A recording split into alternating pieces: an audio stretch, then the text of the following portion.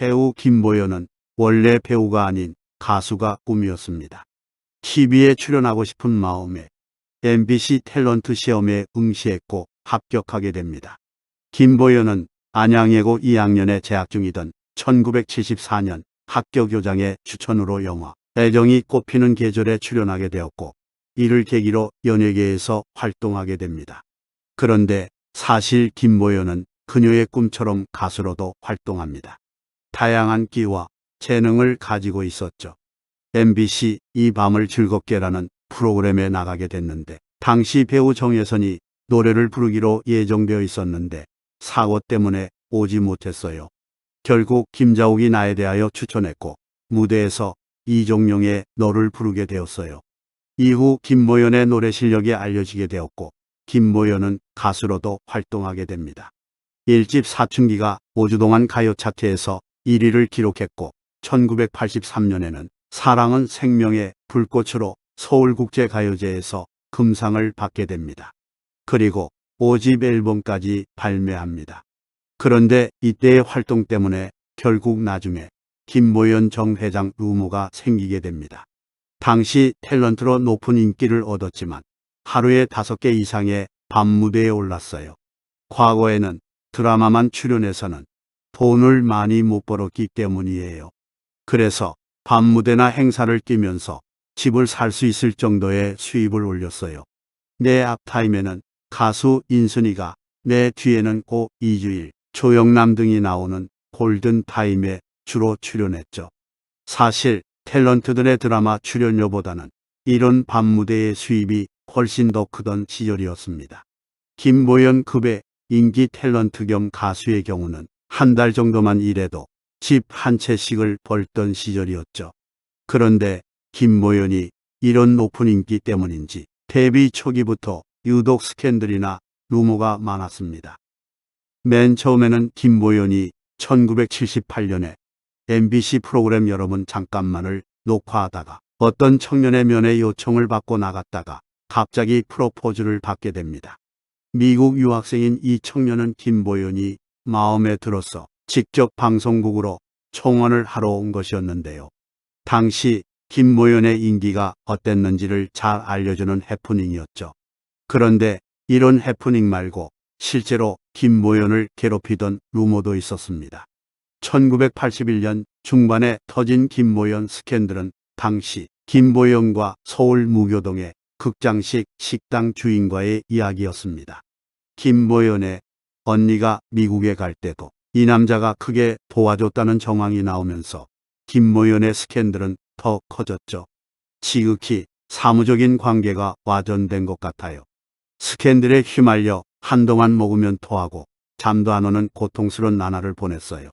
이후에 1980년대 중반부터는 김보연과 H그룹 정 회장에 대한 루머가 돌기 시작합니다. 재벌 회장과의 사이에 아들과 딸을 낳았다는 소문을 들었어요. 이것은 나도 알 수 없는 악성 루머예요. 소문의 대상이 된 재벌 회장과는 차 한 잔도 마시지 않았어요. 결국 김보연은 정 회장과의 루머와 개인적인 사정으로 미국 유학을 선택하게 됩니다. 꼭 스캔들 때문은 아니었지만 그 상황을 견디기가 힘들어 유학을 결심했어요. 그 당시 유학은 은퇴를 생각하고 간 거였어요. H백화점 울산점이 김보연 것이다. 미국에 있는 내가 사실은 지방에 계속 거주해왔다 등의 루머가 돌기도 했어요. 그렇다면 왜 김보연 정 회장에 대한 루머가 계속 생겼던 걸까요? 우선 김보연이 밝힌 루머의 이유입니다. 내가 1982년부터 대종상 여우주연상 국제가요제에서 금상을 수상하는 등 활발한 활동을 벌였었어요. 내가 그렇게 상을 받으면서 유명해지자 뒤에 후원자가 있는 것 아니냐는 억측이 비화된 것 같아요. 확실히 김보연은 데뷔 초부터 청춘 스타로 큰 인기를 모았고 드라마, 영화뿐만 아니라 노래로도 큰 인기를 끌었습니다. 김보연에 대한 이런 억측이 생길 수 있는 상황이었죠. 또한 김보연은 또 다른 이유를 말하기도 합니다. 지금 생각하면 그때 제가 잘못했어요. 그런 루머가 떠돌던 말건 신경 쓰지 말고 계속 활동했어야 했는데 유학을 가서 그랬어요. 결국 김보연이 국내에 없는 동안 정 회장과의 루머는 더 크게 생성되었고 오늘날까지도 그 루머가 사라지지 않고 있습니다. 그렇다면 김보연 본인의 말 외에 김보연 루머가 진실이다 혹은 거짓이다라고 판단할 수 있는 근거는 없을까요? 실제로 2001년경 탤런트 출신 K여인이 정 회장을 상대로 친자 확인 소송을 제기하면서 김보연이 당사자로 지목되기도 합니다. 정말 어이가 없었어요. 듣자 하니 소송을 낸 여자의 아이들은 20살 안팎이라더라고요. 우리 애들은 이제 겨우 12살, 8살이에요. 그 애들이 어떻게 소송을 냈다는 건지 너무 기가 막혔어요. 결국 김보연의 루머는 사실이 아니라 거짓이었습니다. 아이들의 나이가 맞지 않기 때문이죠. 김보연이 오해를 받아서 억울해했던 모 탤런트는 이후 두 딸이 재벌 회장의 친자임이 확인됩니다. 결국 그 재벌 회장의 호적에 입적이 되었고 정당한 유산 상속을 받을 수 있게 되었죠. 이후 김보연은 9살 연하의 전노민과 만나 2004년 재혼합니다. 방송에 출연해 인꼬 부부의 모습을 보였지만 전노민의 막걸리 사업 실패로 큰 빚이 생기며 결국 2012년 합의 이혼합니다. 전노민은 1년 뒤 방송에 나와 심정을 밝히죠. 언론에 비춰진 모습들은 하나도 가식적인 건 없었어요. 결혼 생활을 하며 행복했고 즐거웠어요. 사업할 때 잘 되면 괜찮지만 잘못되면 말이 많아요. 내가 사업을 크게 하다 실패했고 이혼할 때 모든 게 내 잘못이다 했어요. 경제적 어려움을 안고 싶어서 이혼했어요. 두 사람은 이혼 후 위장이혼 의혹에도 시달렸습니다. 이혼 후 언론에 어떤 이야기도 안 하니까 위장이혼 아니냐는 말이 제일 많더라고요. 굳이 나가서 설명할 필요가 없었어요. 이혼은 어쨌든 내 잘못이었어요. 사채 때문이다. 수십억 빚에 쫓기고 있다. 빚이 100억이다 하던데 속된 표현으로 미치겠더라고요.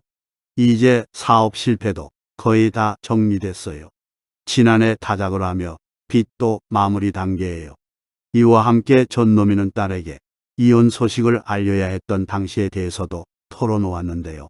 두 번째 이혼 소식을 딸에게 알려야 했을 때는 정말 힘들었어요. 일단 전화로 이야기했는데 딸이 나봐서 참아란 말이 아닌 우리 딸들을 봐서 참으면 안 돼. 야고 묻더라고요. 그땐 정말 이혼한다는 답이 안 나왔어요. 하지만 결국 김보연 씨와 헤어졌고 이후 딸과 또 어색한 관계가 시작됐어요. 또 다시 이혼하게 돼 딸한테 제일 미안해요. 이후 다행히 아픔 후 더욱 단단해졌다며 부녀 지간을 자랑하기도 했습니다. 김보연은 인터뷰에서 미련이 남지 않았는가라는 질문에 벌써 1년이 훌쩍 지났잖아요. 마음에 정리가 다 된 상태예요. 그런 고민도 했어요. 혹시 방송국에서 마주치면 어떡하지? 아무 일 없었다는 듯이 인사하고 지나갈 거예요. 하고 솔직하게 마음을 내비쳤습니다. 지난 2017년 한 프로그램에서도 전노민과 이혼 후의 신경을 털어놓았는데요. 나는 바보 같아요. 내가 표현을 안 해서 그런 건가? 참아서 그런 건가? 나 혼자 잘 지낸 것 같아요. 삶을 포기하겠다고 생각 안 해봤어요. 다 지난 거고 잘하고 못하고가 어딨어요. 서로가 잘 못한 거죠. 그리고 실제로 이혼 후 전노민과 우연히 만나기도 합니다. 김보연은 이혼 후 전노민을 딱 한 번 만났어요. 고 김영의 언니 상갓집 갔다가 만났어요. 송강호 씨가 건너편에 있길래 다가가서 인사했어요. 돌아서서 지나가는데 느낌이 이상하더라고요. 전노민 씨가 나를 보고 있었어요 라고 회상했습니다. 이어 김보연은 그냥 가기도 이상하더라고요. 반가웠어요. 잘 지내시냐고 웃으면서 악수했어요. 전노민의 얼굴은 잘 못 봤어요. 뺨에 경련이 나는데 막 웃었어요 라고 고백했습니다. 지난해에는 라디오 스타에서 김보연이 드라마 결혼작사 이혼작곡 촬영장에서 다시 만나게 됐다고 전노민과의 재회에 대해 이야기를 꺼냈는데요. 이혼하고 다시 보니까 기분이 되게 이상하더라고요. 남도 아니고 선후배도 아니고 제가 가만히 있으면 주변 스태프들이 더 어색해 할 것 같아서 잘 지내셨죠? 먼저 말하고 딸 안부도 묻고 그랬어요. 직접적으로 드라마상에서 마주치는 장면이 많지는 않았지만 김보연도 전노민도 각자의 역할을 훌륭하게 소화해냈습니다. 이후 두 사람은 이혼 후 각자 재혼 이야기는 나오지 않은 상황입니다. 앞으로도 계속해서 보여줄 김보연의 활약을 기대하겠습니다.